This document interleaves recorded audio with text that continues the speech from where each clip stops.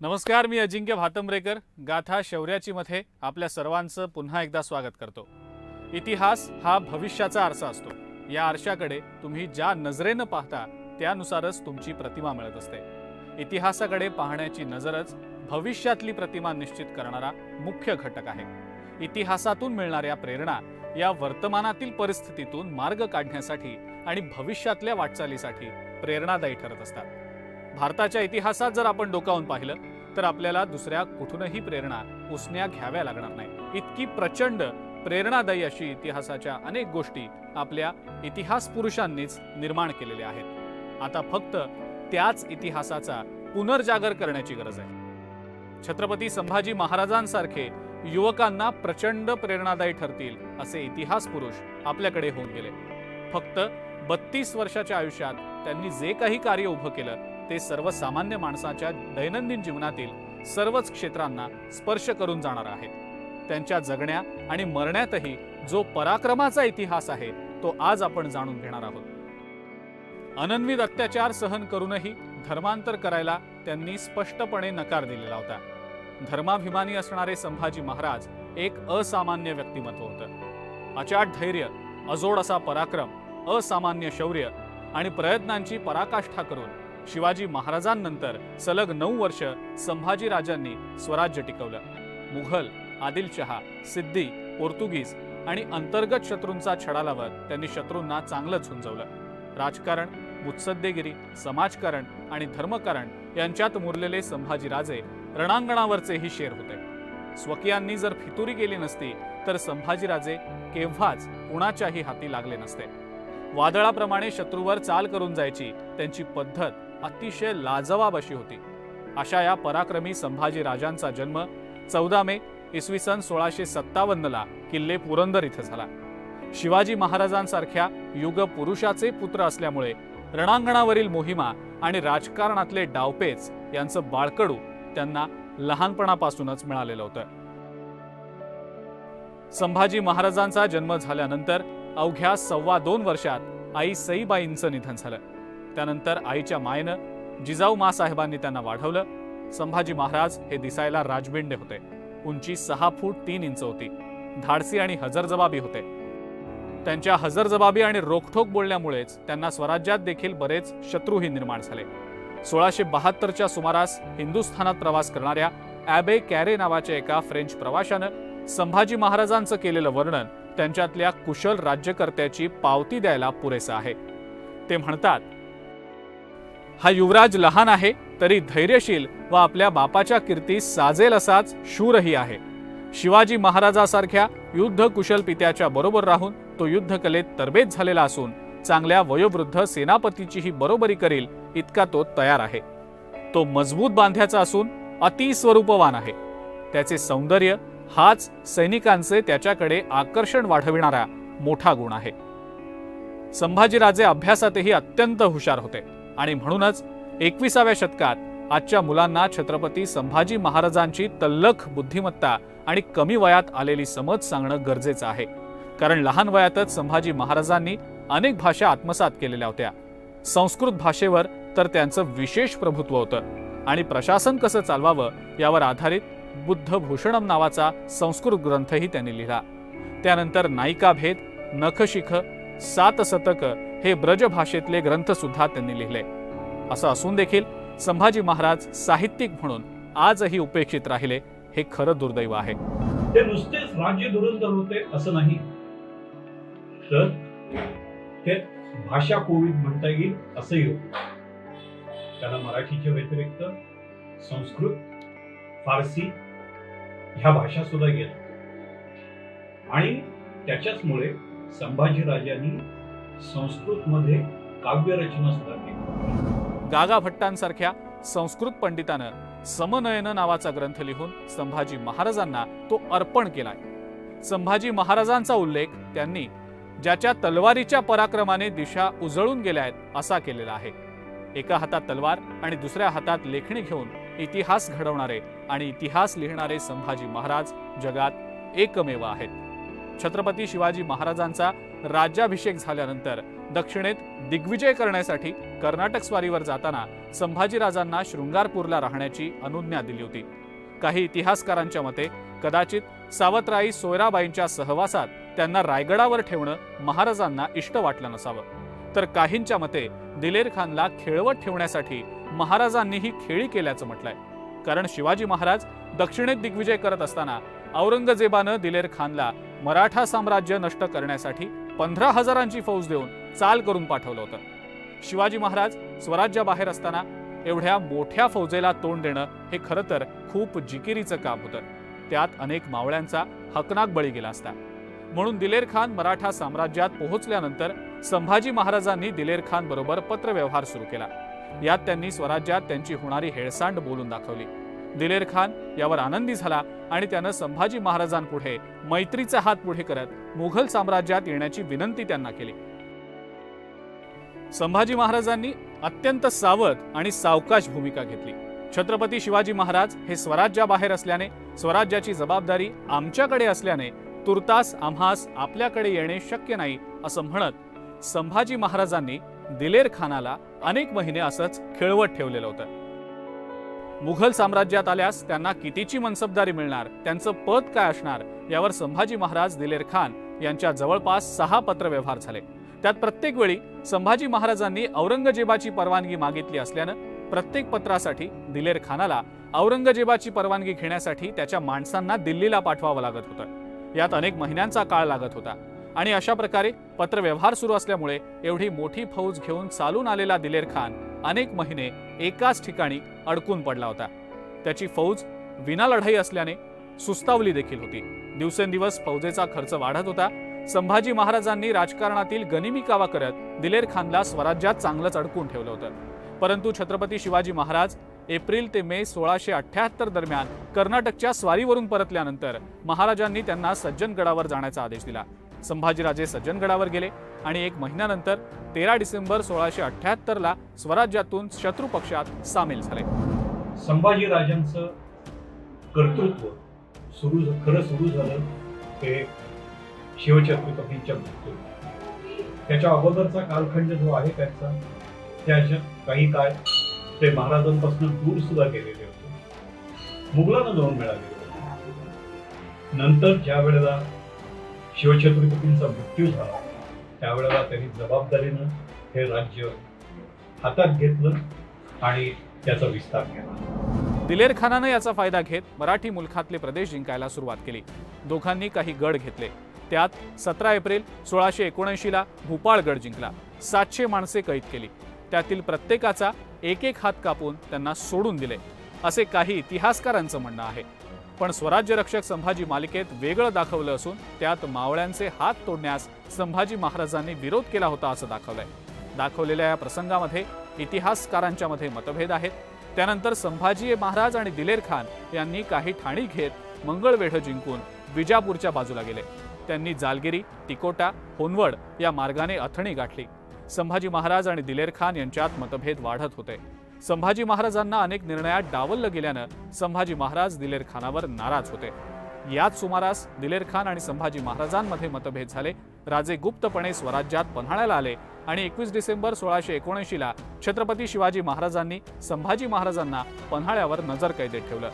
छत्रपती संभाजी महाराजांबद्दल तसंच त्यांच्या आयुष्याबद्दल आणखी बरंच काही आपण जाणून घेणार आहोत. छत्रपती शिवाजी महाराजांनी छत्रपती पदानं रयतेला स्थैर्य दिलं होतं. रयतेच्या मनामध्ये आपलं राज्य आणि आपली व्यवस्था, ज्यामध्ये आपल्याला न्याय, सुरक्षितता आणि कल्याणाची हमी मिळू शकेल, हा विश्वास सामान्यातल्या सामान्य अशा रयतेच्या मनात छत्रपती पदामुळे निर्माण झाला होता. म्हणूनच छत्रपती हे केवळ पद राहिलं नव्हतं, तर लोकांच्या जगण्याचा आधार बनलं होतं. जुलमी व्यवस्थेविरोधात लढणाऱ्या कल्याणकारी राजाचं आणि राज्याचं प्रतीक बनलं होतं. अशा या रयतेच्या मनावर राज्य करणाऱ्या छत्रपती शिवाजी महाराजांचा 3 एप्रिल 1680ला रायगडावर मृत्यू झाला. तेव्हा संभाजीराजे पन्हाळ्यावर नजरकैदेत होते. शिवछत्रपतींच्या मृत्यूनंतर मराठ्यांचा ज्या वेळेला कठीण काळ निर्माण झालेला होता, अशा वेळेला गायकवाड आणि ह्या माणसाचं कर्तृत्व बघा, यांनी आपल्या पित्याचं राज्य राखलंच, पण त्याच्याच बरोबर या राज्याचा विस्तार सुद्धा केला. महाराजांच्या मृत्यूनंतर अण्णाजी दत्तो, मोरोजी पिंगळे, बाळाजी चिटणीस यांनी सोयराबाईंना सोबतीला घेऊन छोट्या राजाराम महाराजांना गादीवर बसवण्याचा घाट घातला. सर्वांनी मिळून राजाराम महाराजांना गादीवर बसवलं आणि हंबीरराव मोहिते यांना संभाजी महाराजांना कैद करायला पाठवलं.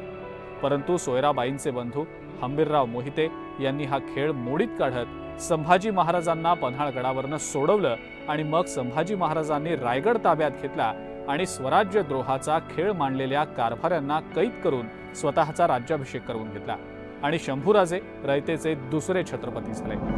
16 जानेवारी 1681 मध्ये संभाजीराजांचा रायगडावरती राज्याभिषेक झाला. त्यांनी आपल्या मंत्रिमंडळात शिवराजांचे जे एकनिष्ठ साथी होते त्यांना स्थान दिलेलं होतंच, पण नंतर काही कालांतरानं अनाजी दत्तो आणि मोरोपंत यांच्याबरोबर त्यांचा बेबनाव झाला. त्याची परिणती झाली अनाजी दत्तोला देहांत शासन. शिवाजी महाराजांप्रमाणे छत्रपती झाल्यावर संभाजी महाराजांनीही अष्टप्रधान मंडळाची नियुक्ती केली होती. यामध्ये पंतप्रधान म्हणून निळोपंत पिंगळे, चिटणीस म्हणून बाळाजी आवजी, सेनापती म्हणून हंबीरराव मोहिते, न्यायाधीश म्हणून प्रल्हाद निराजी, पंत सुमंत म्हणून जनार्दन पंत, पंडितराव दानाध्यक्ष म्हणून मोरेश्वर पंडितराव, पंत सचिव म्हणून आबाजी सोनदेव, पंत अमात्य म्हणून दत्ताजी पंत, पंत अमात्य म्हणून अण्णाजी दत्तो यांना नेमलं होतं. परंतु अण्णाजी दत्तो कारस्थान करणं सोडत नव्हते. जेव्हा औरंगजेबाला कंटाळून त्याचा मुलगा अकबर संभाजी महाराजांच्या आश्रयाला आला होता, तेव्हा अण्णाजी दत्तो यांनी त्यांच्याकडे शिर्के यांना चिथावून संभाजी महाराजांवर कारस्थान करण्याचा प्रयत्न केला. परंतु छत्रपती संभाजी महाराज यांच्या आश्रयाला आलेल्या अकबरानं ही सर्व हकीकत महाराजांना कळवली. सारख्या सारख्या होणाऱ्या दगाबाजीला कंटाळत संभाजी महाराजांनी अण्णाजी दत्तो आणि त्यांच्या सहकाऱ्यांना हत्तीच्या पायाखाली दिलं आणि स्वराज्याची घडी नीट बसावी म्हणून राज्याभिषेकानंतर एखादी प्रचंड मोठी लूट मिळवावी आणि राज्याचा खजिना मजबूत करावा या हेतूनं शंभूराजांनी मोघलांच्या बुऱ्हाणपूर शहरावर हल्ला करत स्वराज्याच्या खजिन्यात भर टाकण्याचा मनसुबा रचला. आधी संभाजी महाराजांनी सुरत लुटणार अशी अफवा पसरवली. बुऱ्हाणपूरची लूट करण्याचं नेतृत्व हंबीरराव मोहितेंकडे सोपवलं. 30 जानेवारी 1681 ला सरनोबत हंबीरराव मोहिते यांनी अचानक बुऱ्हाणपूर शहरावर हल्ला केला. त्यावेळी खान जहान हा बुऱ्हाणपूरचा सुभेदार होता आणि त्याचा सहाय्यक होता काकर खान अफगाण. मोठ्या फौज फाट्यासहित मराठे 70 मैलाची मजल मारून एकाएकी बुऱ्हाणपुरावर चालून गेले आणि पुढचे 3 दिवस बुऱ्हाणपूर शहर मराठे लुटत होते. त्यांना मुबलक लूट मिळाली. जड जवाहीर, सोने नाणं, रत्न आणि मौल्यवान सामान त्यांनी सोबत घेतलं. गडावर असलेली रसद फारच तुटपुंजी होती. अशा वेळी रात्रीच्या अंधारात मावळे मुघल सैन्यातून दारुगोळा, शस्त्रास्त्र आणि दाणागोटा गडावर पळवून आणत. शिवाय संभाजी महाराजांनी किल्ल्यावर रसद पोहोचवण्यासाठी खास तुकड्या सुद्धा तैनात केल्या होत्या. या तुकड्यांनी सुद्धा मुघलांना प्रचंड हैराण केलं होतं. किल्ला सर करण्यासाठी औरंगजेबानं तब्बल 3 सरदारांना रामशेज जिंकण्यासाठी पाठवलं, पण एकाला सुद्धा हा किल्ला जिंकता आला नाही. सूर्याजी जेधे आणि त्यांच्या सहकाऱ्यांनी हा किल्ला सलग 5 वर्ष अजिंक्य ठेवला.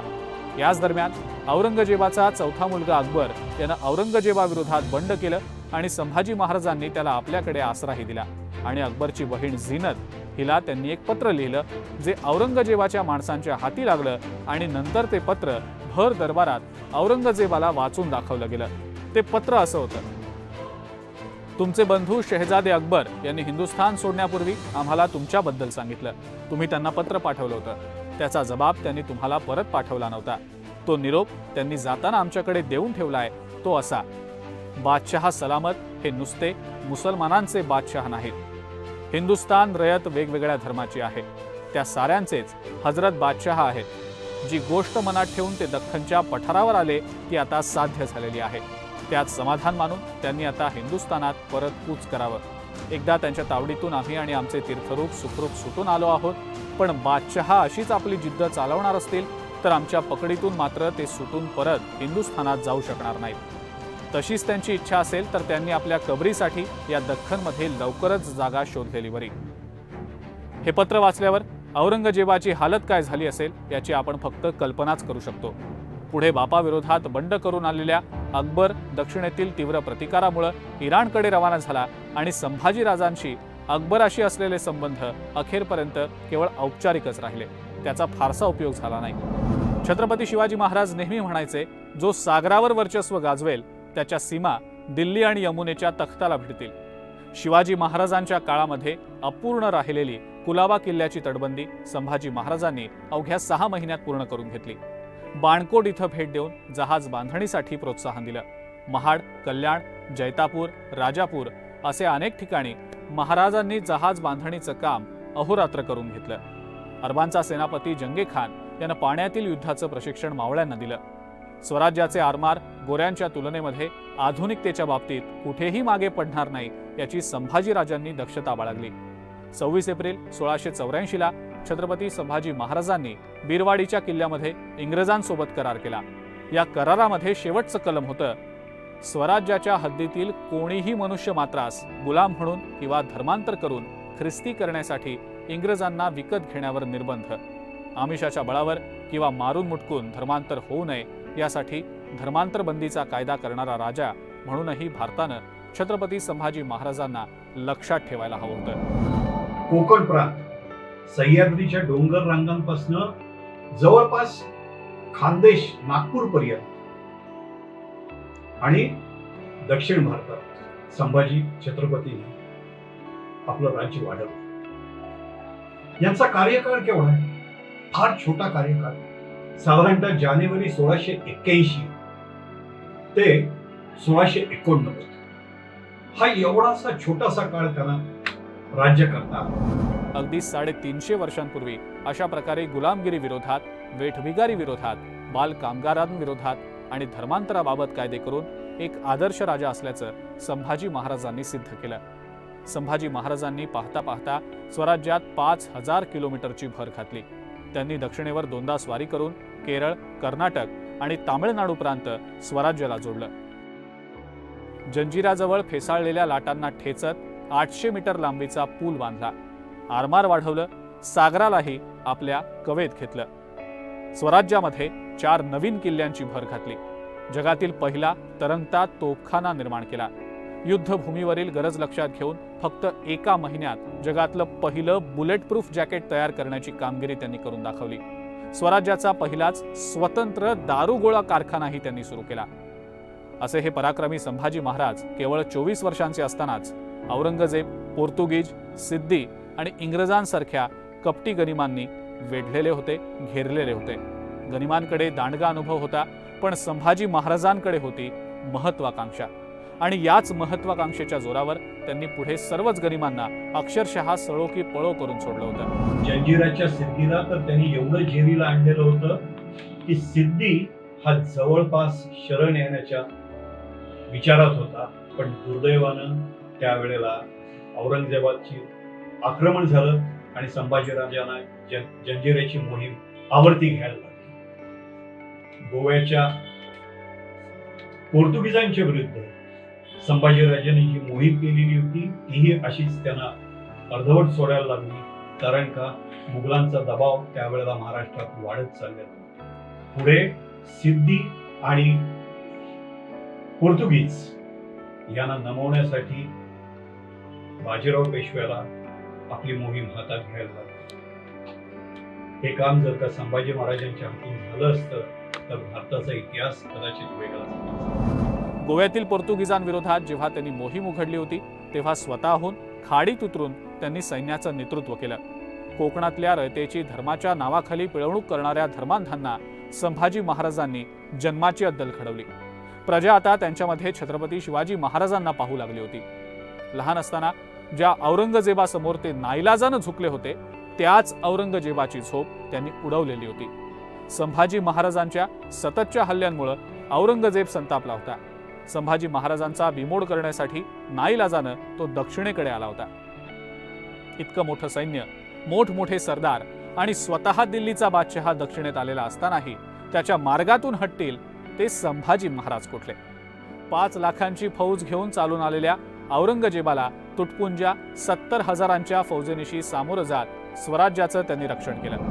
1682 मध्ये औरंगजेबानं स्वराज्यावरती आक्रमण केलं औरंगजेबाचं साम्राज्य हे फार मोठं होतं, त्याचं सामर्थ्य पण फार मोठं होतं. स्वराज्याच्या सैन्याच्या जवळपास 5 पट मोठं सैन्य हे औरंगजेबाचं होतं. आणि तरी सुद्धा संभाजी राजांनी आपल्या चतुरस्त्र हालचालीने औरंगजेबाला वेळोवेळी शिह दिला आणि त्याला पेचत.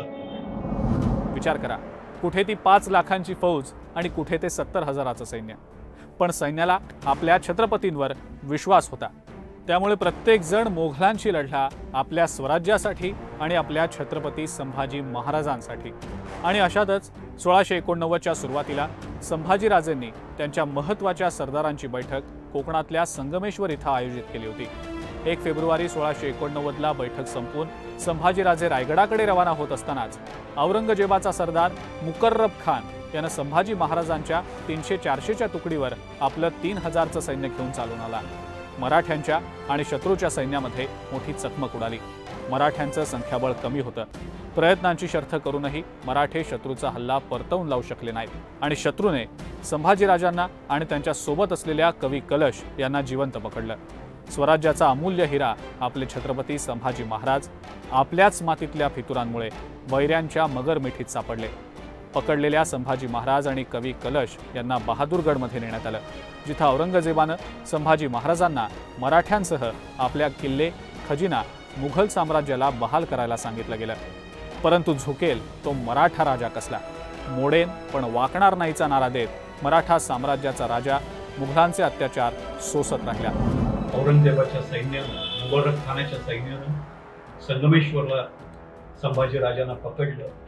त्यावेळेला संभाजीराजांना आपला शेवट काय होणार आहे हे निश्चितच कळून चुकलेलं होतं. परंतु संभाजीराजांनी ज्या वीरत्वाने मृत्यूला ते सामोरे गेलेले आहेत, त्या मृत्यूमुळे मराठ्यांना औरंगजेबाशी झगडायला एक मोठं कारण मिळालं. आणि जो औरंगजेब मराठेशाही उलथायला म्हणून महाराष्ट्रात आलेला होता, दख्खनमध्ये आलेला होता, त्या औरंगजेबाचं खडगं या महाराष्ट्रातच उभारलं. सुमारे 40 दिवसांपर्यंत असह्य यातना सहन करूनही संभाजीराजांनी स्वराज्यनिष्ठा आणि धर्मनिष्ठा सोडली नाही. त्यांच्यावर चाललेले हे अत्याचार पाहून भीमा आणि इंद्रायणी सुद्धा रडू लागली. अखेर संभाजी महाराजांची 11 मार्च 1689ला भीमा आणि इंद्रायणी नदीच्या संगमावरच्या आळंदीजवळच्या तुळापूर इथं हत्या करण्यात आली. स्वराज्याचा महापराक्रमी धनी अनंतात विलीन झाला. पण इतके अत्याचार करून सुद्धा मराठ्यांचा राजा काही झुकला नाही आणि याची सल औरंगजेबाला कायमची राहिली. संभाजी महाराजांच्या मृत्यूनंतर राजाराम महाराज यांना गादीवर बसवण्यात आलं. शिवाजी महाराज आणि संभाजी महाराज यांनी पेरून ठेवलेली स्वराज्याची शिकवण पुढेही मराठ्यांनी वाढवत नेली आणि स्वराज्याचा भगवा अटकेपार नेला आणि दिल्लीच्या बादशहालाही आपल्या तलवारीसमोर झुकायला भाग पाडलं. पुन्हा भेटूया गाथा शौर्याची मध्ये अशाच एका नव्या गाथेसह. तोपर्यंत तुम्ही बघत रहा फक्त लोकशाही न्यूज.